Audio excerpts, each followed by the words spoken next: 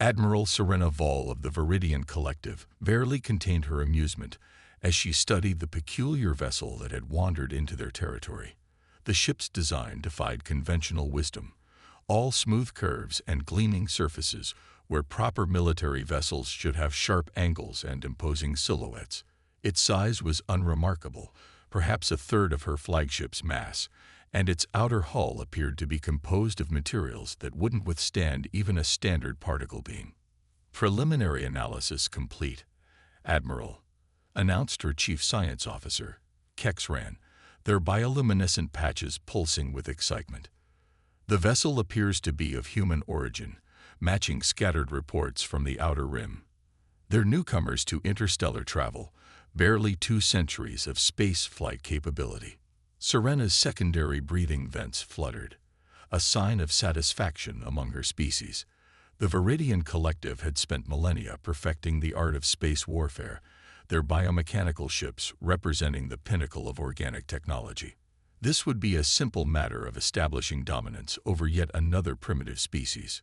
"Open a channel," she commanded, her translucent appendages shifting through shades of violet. The color of authority. "Let us educate these humans about their place in the galaxy." The response came not in words but in action. As her communications officer prepared to broadcast, the human vessel underwent a transformation that defied everything they knew about spacecraft design. Its smooth hull rippled like liquid metal, geometric patterns emerging and receding in hypnotic waves. "Admiral," Kex's voice carried an edge of panic, "I'm detecting massive energy fluctuations, but that's impossible. The readings suggest they're manipulating the quantum fabric itself." Serena's amusement vanished. "Explain." "Their hull, it's not just armor.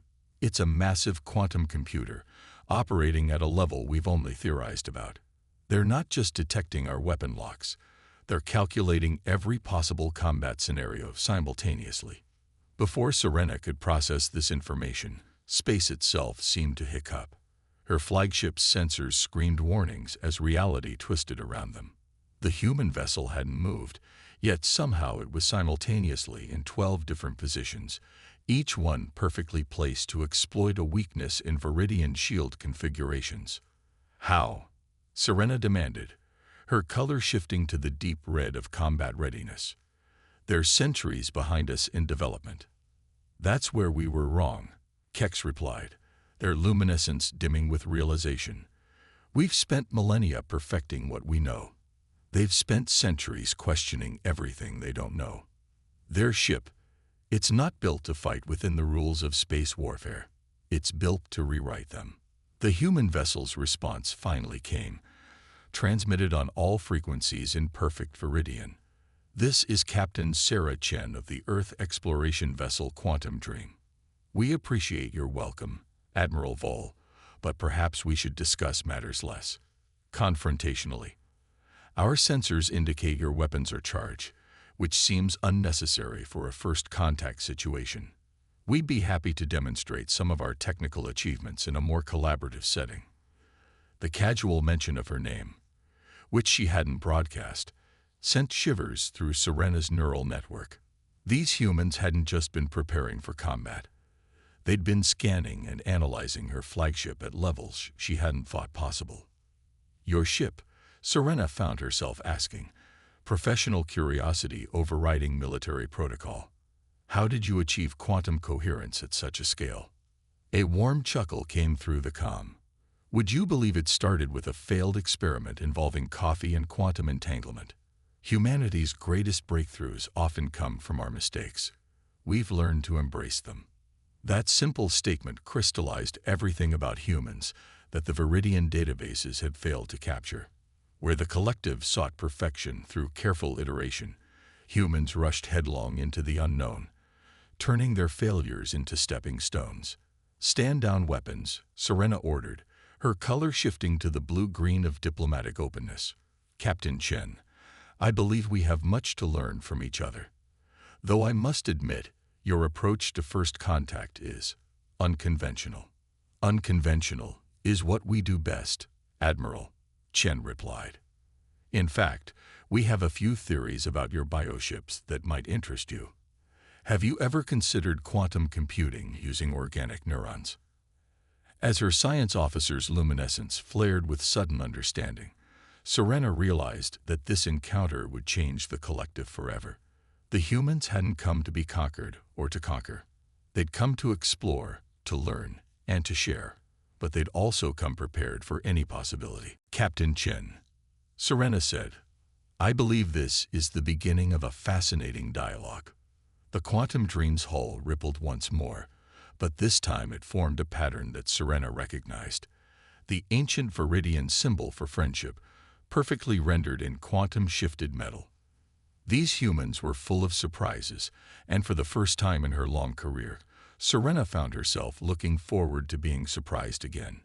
The news of the quantum dream's capability spread through the Viridian Collective's command structure like a quantum shockwave. Within hours of first contact, the Collective's highest council had convened an emergency session in the biomechanical spires of their capital ship, the Eternal Synapse. Supreme Commander Axel, their neural pathways crackling with agitation, addressed the gathered leadership. Our assumptions about technological progression have been shattered. These humans don't just break the rules. They seem unaware that the rules exist. Holographic displays showed the quantum dream serenely orbiting alongside Admiral Vol's flagship. Its hull continued its mesmerizing dance of quantum possibilities, each pattern more complex than the last. The ship's power signature defied conventional analysis, seeming to exist in multiple states simultaneously. The humans call it quantum surfing. Admiral Vol reported, her image projected from the observation fleet. They've somehow merged quantum computing with their ship's structural integrity field. The hull doesn't just protect them, it actively computes and adapts to threats before they materialize. Impossible, declared Defense Minister Renlock, their bioluminescence flashing patterns of skepticism. Such calculations would require processing power beyond anything. Beyond anything we've achieved, interrupted Dr. Kexran, now promoted to Chief Xenotechnology Analyst. But we've been approaching quantum computing from the wrong angle. We tried to force quantum bits into stable states. The humans, they embraced the uncertainty. The council chamber's organic walls pulsed with tension as Kex projected their latest analysis. Look at their hull's atomic structure. They're not just using quantum states, they're using quantum uncertainty itself as a computational medium. Every atom in their hull is simultaneously a sensor, a computer, and a weapon. A junior counselor's colors shifted to the deep purple of confusion. But the energy requirements alone are negligible. Captain Chen's voice cut through the chamber, causing several council members to flare in surprise.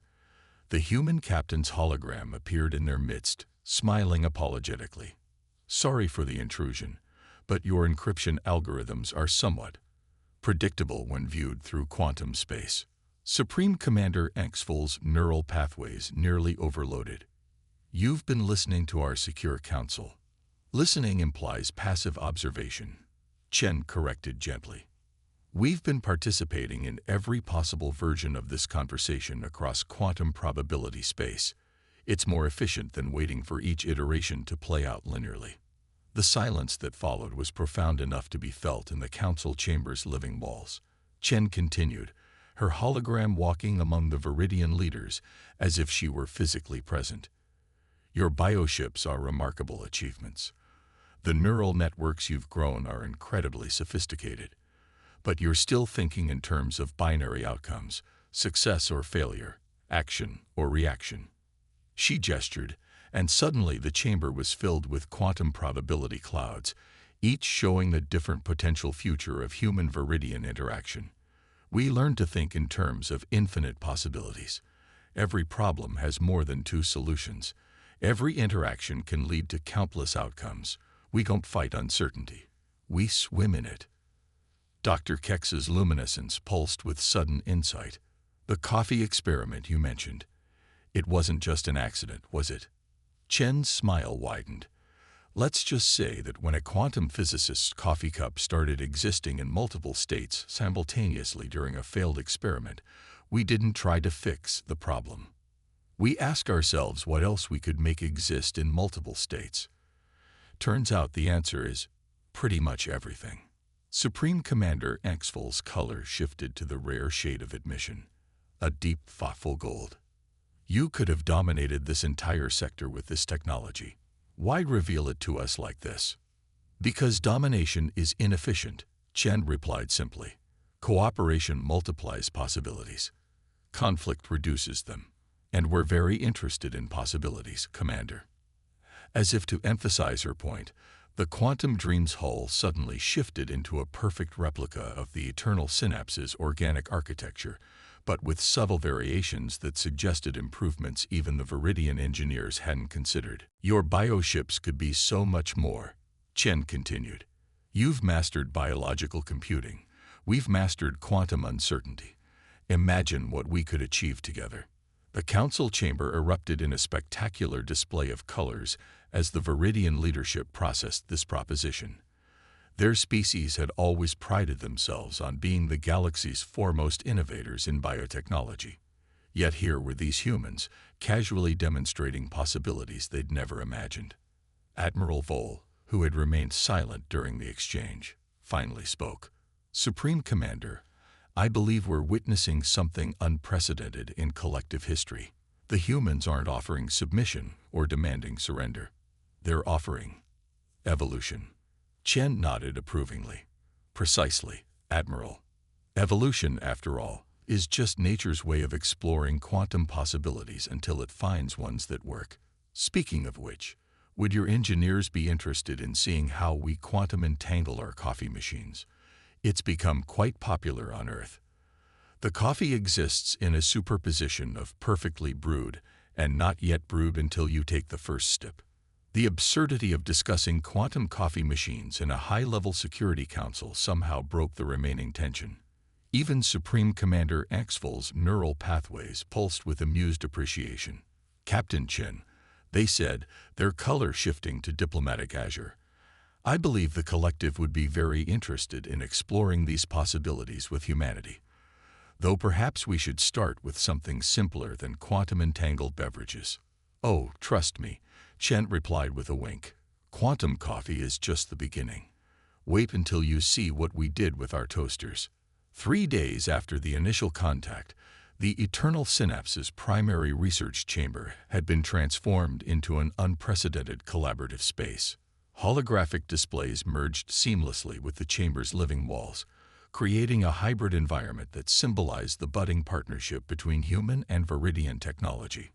Dr. Kexran found themselves simultaneously fascinated and frustrated as they watched Captain Chen manipulate quantum probability fields with casual ease. The human captain had shed her formal uniform for what she called lad clothes, simple, practical garments that seemed to shift between different states of matter. The trick, Chen explained, her hands dancing through the probability clouds, isn't to force quantum particles to behave. It's to accept that they're going to misbehave and work with that instead. The demonstration caused ripples of excitement through the assembled Viridian scientists, their bioluminescence creating a spectacular-like show. Supreme Commander Axel, observing from their command pod, felt their neural pathways tingle with a mixture of anticipation and concern. But the computational requirements, one of the younger scientists protested, their colors shifting in confusion. The energy needed to maintain quantum coherence at this scale. Chen laughed, a sound that still startled many Viridians with its warmth. That's exactly the kind of thinking we had to unlearn. Watch this. She pulled what appeared to be an ordinary writing stylus from her pocket. Standard issue quantum pen. Costs about as much as a nice dinner back on Earth. The pen floated above her palm, existing in multiple states simultaneously. We don't force quantum coherence anymore. We let quantum states naturally collapse into the most efficient configuration. The universe does the heavy lifting for us. Admiral Vol, who had become something of a bridge between the two species, leaned forward with interest. You're saying you've essentially automated entropy itself. Close. Chen replied. We've learned to surf it. The universe naturally tends toward the most probable outcome. We just give it a gentle nudge in the direction we prefer. Dr. Kex's luminescence pulsed with sudden understanding. That's why your ship's hull appears to violate conservation of energy.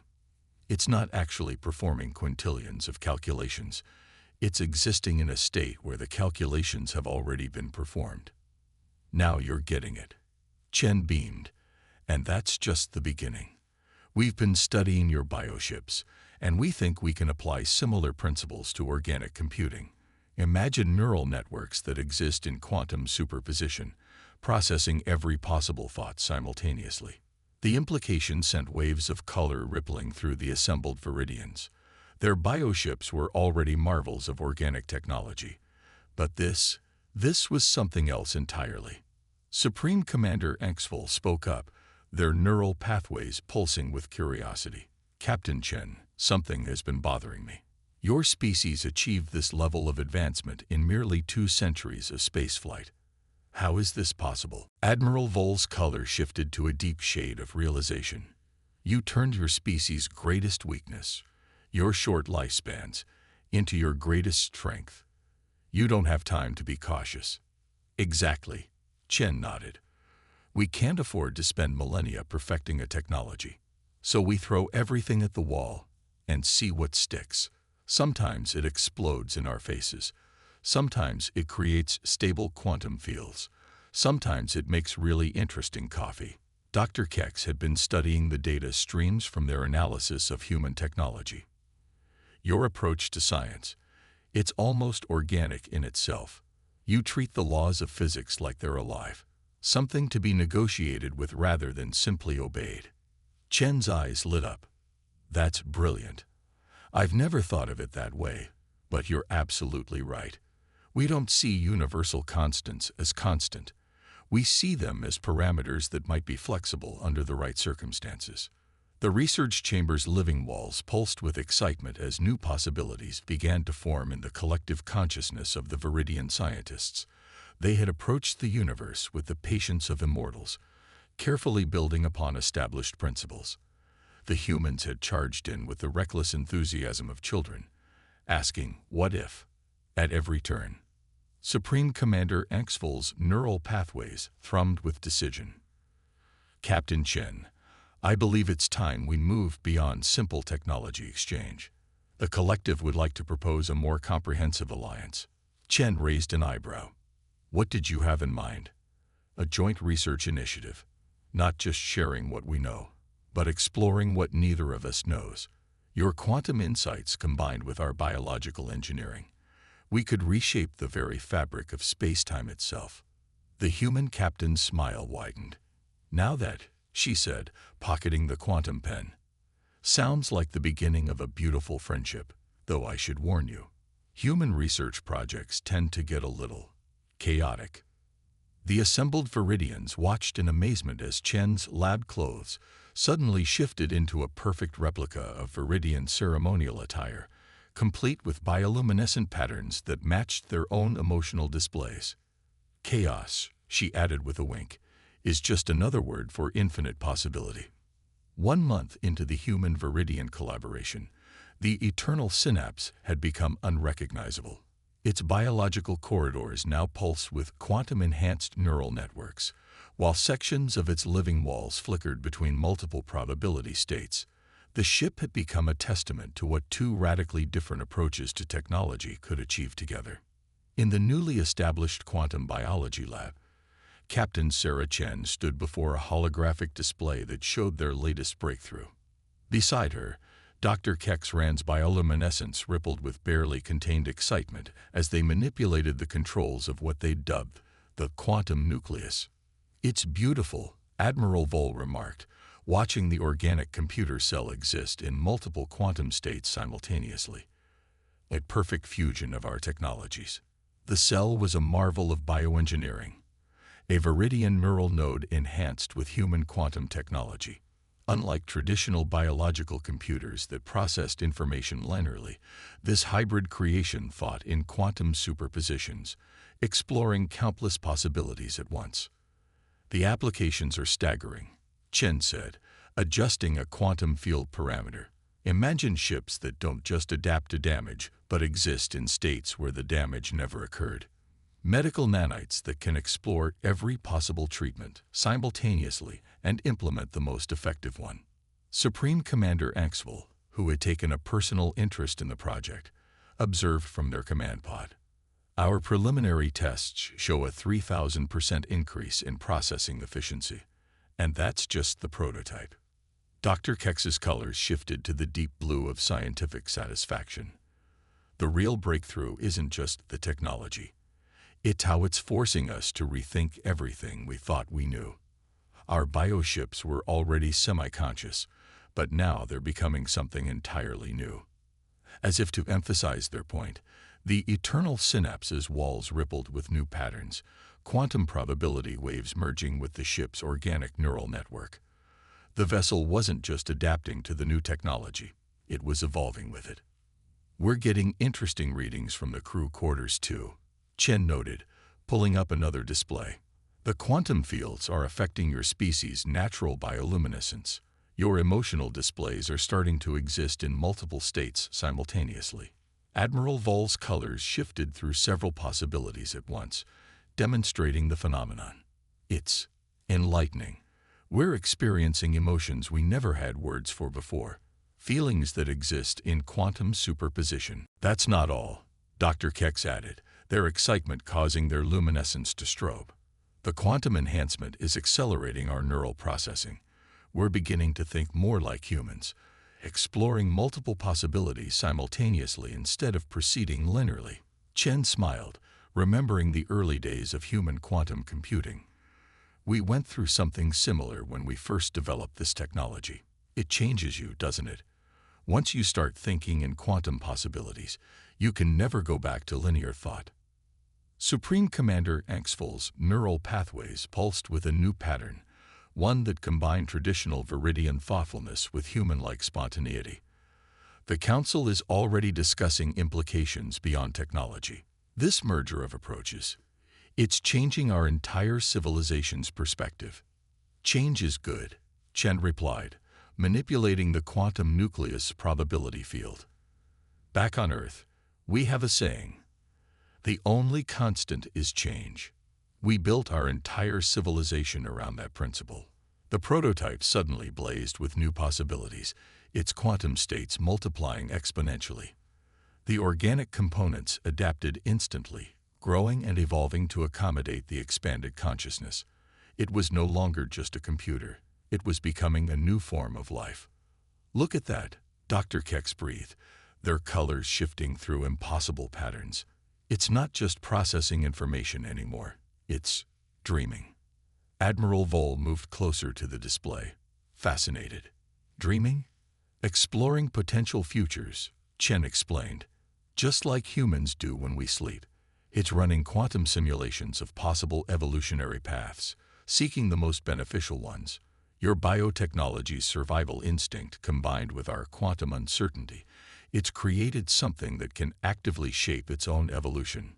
The implications weren't lost on anyone in the room. This wasn't just a technological breakthrough. It was the birth of a new paradigm. The merger of human quantum mechanics and Viridian biotechnology was creating possibilities that neither species had imagined possible. Supreme Commander Axwell's neural pathways hummed with decision. Captain Chen, I believe it's time we took this collaboration to the next level. The collective is prepared to open all our bioengineering facilities for joint research. In return, we'd like to establish permanent human presence in our core systems. Chen's eyes sparkled with the same quantum uncertainty that danced through the prototype. Funny you should mention that, Commander. Earth's been thinking along similar lines. We've already started designing hybrid stations, quantum-enhanced biological habitats that could comfortably house both species. The eternal synapses walls pulsed with approval, its enhanced consciousness picking up on the emotions in the room. The ship itself had become a symbol of what their species could achieve together. Not just coexistence, but true symbiosis. To think, Admiral Vol mused, watching their quantum-enhanced colors shift. A month ago, We thought we were going to have to teach humans their place in the galaxy. Instead, you've helped us find our place in the quantum universe." "That's the thing about places," Chen replied, her lab clothes shimming with quantum probability. "They only stay fixed if you let them. Otherwise, they're just another possibility waiting to be explored." 6 months after first contact, the space around the Viridian home system had transformed beyond recognition. Quantum-enhanced biological structures orbited like artificial constellations, their surfaces rippling with possibilities. The crown jewel of this new era hung at the system's Lagrange point. The Nexus, humanity, and the collective's first joint megastructure. Captain Sarah Chen stood in the Nexus's central observation dome, watching the structure's quantum organic architecture adapt in real time to its inhabitants' needs. Beside her, Admiral Vol's bioluminescence displayed patterns that would have been impossible before their species' merger with quantum technology. "The latest reports from the outer colonies are extremely promising," Vol said, their colors shifting through quantum states. "The hybrid technology has already reduced space travel accidents to near zero. Ships simply exist in the state where accidents don't occur. And the medical applications have exceeded our wildest expectations," Dr. Kex added, entering the dome. The chief scientist's form now flickered with quantum uncertainty, a side effect of prolonged exposure to the new technologies. "We've successfully quantum-entangled organic tissue. Injuries heal almost instantly by accessing states where they never happened." Supreme Commander Engstful's hologram materialized, their neural patterns now a complex web of traditional Viridian thought processes and quantum possibilities. "The Council has finished reviewing the latest proposals from Earth. They're ambitious." Chen smiled. "That's humanity's middle name. Though technically, it's quantum superposition of all possible middle names now." The joke earned her a ripple of color laughs from her Viridian colleagues. Their species had developed a deep appreciation for human humor, especially since quantum enhancement had given them the ability to understand multiple layers of meaning simultaneously. "The proposed expansion of the hybrid fleet is particularly interesting," Engstful continued. "These new vessels, quantum organic ships that exist as both living entities and probability clouds. We're calling them Schrödinger-class ships," Chen explained. "They're simultaneously biological and mechanical, solid and fluid, present and omnipresent. Each one is a bridge between our different approaches to existence." The Nexus's walls pulsed with approval, its hybrid consciousness resonating with the conversation. Like all structures built since the Alliance, it was neither purely organic nor purely quantum, but something gloriously in between. "We've detected increased activity from other spacefaring races," Admiral Vol noted, pulling up a holographic display of the galaxy.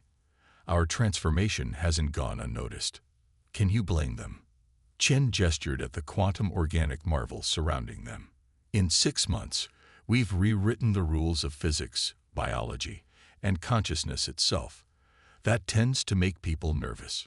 Or curious," Dr. Kex countered, their form momentarily splitting into multiple quantum possibilities. "We've already received diplomatic inquiries from 12 different species. They're not afraid. They're fascinated." Supreme Commander Engstful's hologram shifted thoughtfully. "Perhaps that's the true significance of our alliance. We're showing the galaxy that different approaches to existence don't have to compete. They can complement each other, create something greater than the sum of their parts." Chen walked to the dome's edge, placing her hand against the living, quantum-enhanced material. The wall responded to her touch, shifting through possibilities until it found the most harmonious state. "You know what amazes me most? We've only scratched the surface. Every breakthrough leads to new questions, new possibilities." Speaking of possibilities, Dr. Kex's colors shifted to excitement. "The latest tests on quantum consciousness transfer have been successful. We can now safely transfer Viridian consciousness into quantum substrates, effectively making your species immortal. While human consciousness can be temporarily housed in biological matrices," Vol added, "the barriers between our species are becoming more theoretical by the day." Theory is just another possibility waiting to be explored, Chen quoted, earning appreciative color shifts from her colleagues. It had become something of a motto for their joint ventures. The Nexus suddenly hummed with increased activity, its quantum organic sensors detecting something extraordinary. New patterns of light danced across its living walls as data poured in from the outer reaches of space. "Well, this is interesting," Chen said, studying the readings. "We're picking up quantum fluctuations from deep space. Natural ones, not artificial. It seems the universe itself is starting to respond to our experiments." "Response implies consciousness," Dr. Kex mused, their scientific curiosity blazing through their bioluminescence. "Are we actually affecting the fundamental nature of reality?" Or, Supreme Commander Axel suggested, their hologram flickering with possibility. Is reality responding to life finally understanding its true nature? Chen laughed, a sound full of joy and wonder. And that right there is the perfect fusion of human curiosity and Viridian wisdom. We don't just ask the big questions, we create new ways to answer them. As if in response, the space around the Nexus rippled with quantum possibility. For a brief moment, every potential future was visible. An infinite array of paths forward, each more extraordinary than the last. Human and Viridian stood together, watching the universe adapt to their combined potential. "You know what this means," Chen said, her eyes twinkling with quantum possibilities. "We're going to need a bigger laboratory." The Nexus's walls pulsed with laughter, a living quantum computer appreciating a very human joke. In the space around them, the combined fleet of quantum organic ships shimmered with potential, ready to explore whatever wonders waited beyond the next probability wave. The age of separation was over. The age of quantum biological synthesis had begun. And somewhere in the quantum foam of spacetime, reality itself seemed to be smiling.